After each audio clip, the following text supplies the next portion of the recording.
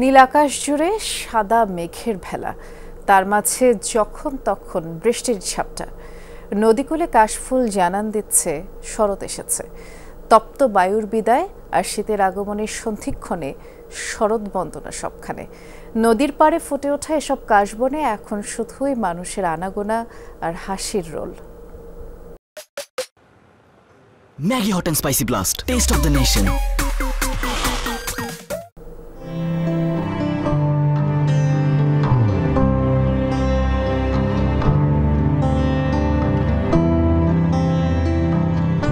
কাশফুলের গল্পটাই এমন, যেন মাটির গন্ধে মিশে যায় সাদা ফুলের হাসি। দূর থেকে দেখলে মনে হয় যেন নদীর পাড়ে নেমে এসেছে মেঘের সারি। কাশফুলের মায়াবী দৃশ্য বিশ্ববিখ্যাত পরিচালক সত্যজিৎ রায়কেও হয়তো মুগ্ধ করেছিল।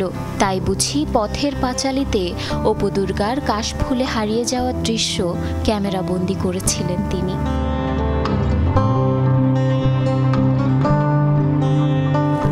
বিকেলের নরম রোদ আর নীল আকাশ সব মিলিয়ে যেন পুরো জীবনের উপহার হয়ে ধরা দেয় একটুখানি শান্তি। বাবার কোলের উষ্ণতায় আর কাশফুলের দোলায় নতুন পৃথিবী দেখছে এই ছোট্ট মুখটি। হিমেল বাতাস আর কাশফুলের দোলায় হারিয়ে যায় যান্ত্রিক জীবনের সব ক্লান্তি। এই ফুলগুলা বেশি দিন থাকে না, তাই আমার ওয়াইফরা নিয়ে এবং আমার বাচ্চারা নিয়ে আসছি ঘুরতে। আমি বায়না ধরছিলাম যে আমরা ফৌজদারিতে যাব, কাশফুল দেখতে যাব, এবং এই জন্য আমার বাবা মা আমাকে নিয়ে আসছে। কাশফুলে দেখেছি আমরা গ্রান কখনোই পাচ্ছি না, বাট এটার শুভ্রতা সবসময় ছড়িয়ে যাচ্ছে আমাদের মাঝে। আশ্বিনের মেজাজ ক্ষণে ক্ষণে পাল্টায় রূপসী বাংলায়।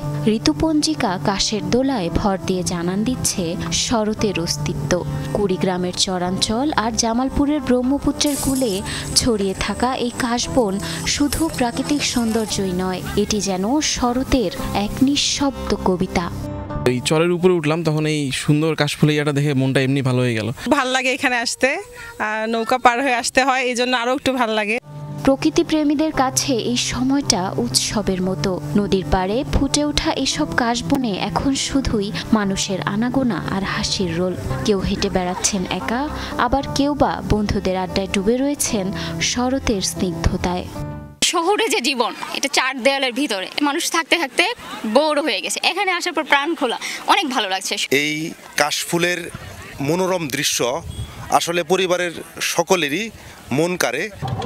যান্ত্রিক জীবনের ক্লান্তি কাটাতে শুভ্র এই সৌন্দর্যেই লুকিয়ে আছে প্রকৃতির চিরন্তন আহ্বান। জারিন অর্নি, যমুনা নিউজ।